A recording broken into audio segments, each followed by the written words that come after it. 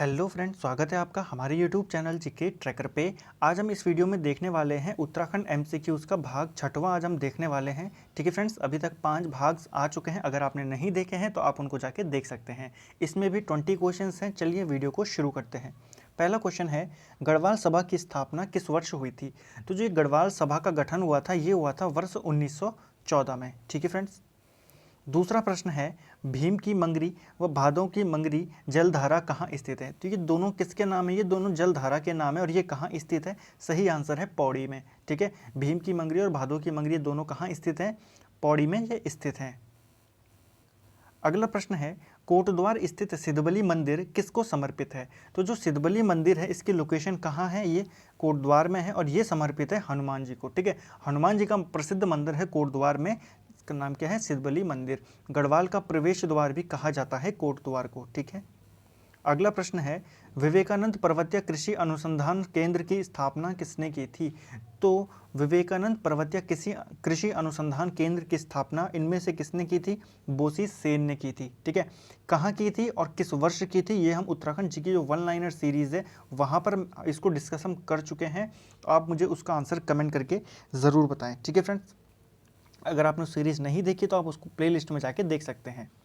अगला प्रश्न है, कालसी अभिलेख की खोज का श्रेय किसे जाता है? तो कालसी अभिलेख जो कि देहरादून से मिला है, ठीक है, किसका था ये? अशोक का था, अशोक मौर्य का।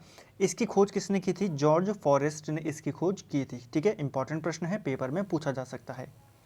अगला प्रश्न है, दालियों का दगड़िया नामक स्वयंसेवी संस्था का गठन किसने किया था? देखिए, जो ये संस्था थी इसका गठन किया था चंडी प्रसाद भट्ट ने। जिस वर्ष चिपको आंदोलन चल रहा था, चिपको आंदोलन के दौरान ही इन्होंने इसका गठन किया था। इन्होंने दसोली समाज कुछ ग्राम ऐसी कुछ इनका संगठन था उसका भी इन्होंने किया था। ठीक है, 1964 के आई थिंक 1964 के टाइम पे इन्होंने उसका कुछ गठन किया था। ठीक है, दसोली ग्राम स्वराज ऐसी कुछ उसका नाम था, मुझे एग्जैक्ट याद नहीं आ रहा लेकिन था दसोली से नाम से। ठीक है, 1964 में किया था। अगला है, उल्का देवी मंदिर किस जनपद में है? तो जो उल्का देवी मंदिर है यह प्रसिद्ध मंदिर है पिथौरागढ़ का। ठीक है, आप इसको ध्यान में रखिए। ठीक है, पिथौरागढ़ में स्थित है उल्का देवी मंदिर। अगला प्रश्न है, निम्न में किन को अभिनव वाराह मिहिर की उपाधि दी गई?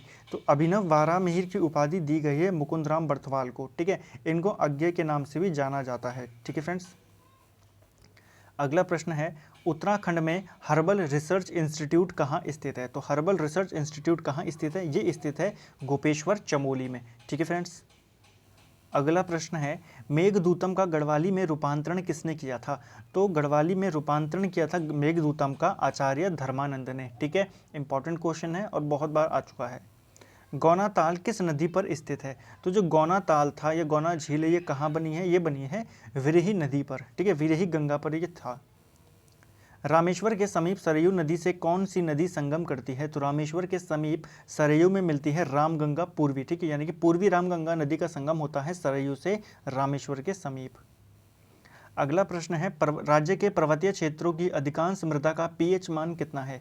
तो उत्तराखंड में या पर्वतीय क्षेत्रों में अधिकांश मृदा का जो पीएच मान है वो कितना होता है ये आपको यहाँ पर बताना है। सही आंसर है 5.5 से 6.5 के बीच में होता है। यानी कि थोड़ा सा कैसे होते हैं ये नेचर में, अम्ल उसमें होते हैं ये। ठीक है, अगर 7 से नीचे हो तो एसिडिक होते हैं ना, और 7 से ऊपर हो तो बेसिक्स होते हैं, बेस होता है, और 7 में न्यूट्रल होता है। तो 7 से नीचे है यानी कि थोड़ा सा क्या है, ये एसिड है।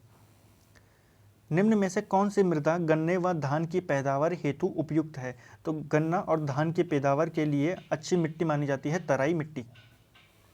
अगला प्रश्न है, टॉम कायरट किस वर्ष हरिद्वार आया था? तो टॉम कायरट पहला यूरोपियन था जो हरिद्वार में आया था। किसके टाइम पे आया था ये? उस समय मुगल बादशाह था जहांगीर।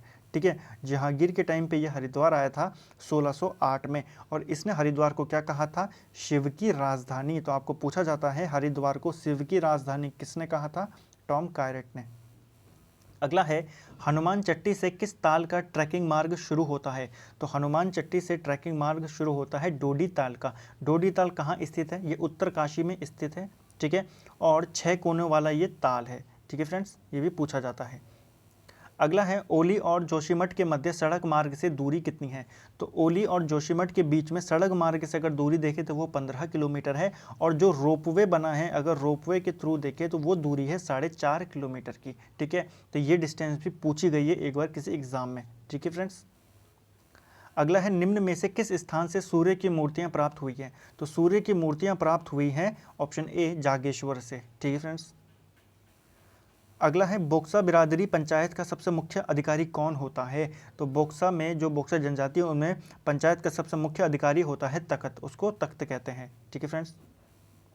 अगला है राज्य में भुवनेश्वरी देवी मेला कहाँ लगता है? तो राज्य में जो भुवनेश्वरी मेला देवी मेला लगता है यह लगता है टिहरी गढ़वाल में। ठीक है, भुवनेश्वरी देवी पीठ भी टिहरी में ही स्थित है, तो आप इसको कोरिलेट कर सकते हैं। तो भुवनेश्वरी देवी मेला कहाँ लगता है? ये लगता है टिहरी गढ़वाल में। तो फ्रेंड्स ये था हमारा 20 क्वेश्चंस का ये 6वां पार्ट एमसीक्यू सीरीज़ का। ठीक है फ्रेंड्स, बहुत जल्दी इसमें आपको एक जो डिस्ट्रिक्ट वाली हमारी सीरीज़ चल रही थी उसके ऊपर एक नेक्स्ट वीडियो आने वाला है, बहुत ही जल्दी आएगा। ठीक है, पौड़ी जिले के ऊपर आएगा। ठीक है फ्रेंड्स, मैं आपको पहले बता देता हूँ पौड़ी जिले के ऊपर आएगा। और जो 1 लाइनर सीरीज़ चल रही थी उसका 29वां भाग बहुत जल्दी वो भी आने वाला है। ठीक है फ्रेंड्स, तो अगर आपको वीडियो पसंद आता है तो वीडियो को लाइक कीजिए, चैनल को शेयर कीजिए, सब्सक्राइब कीजिए और हमको सपोर्ट कीजिए। Thank you friends. और इस वीडियो में आपको कितना भी क्वेश्चन आपके हुए हैं, कितना आपका स्कोर होता है वो कमेंट करके ज़रूर बताएं।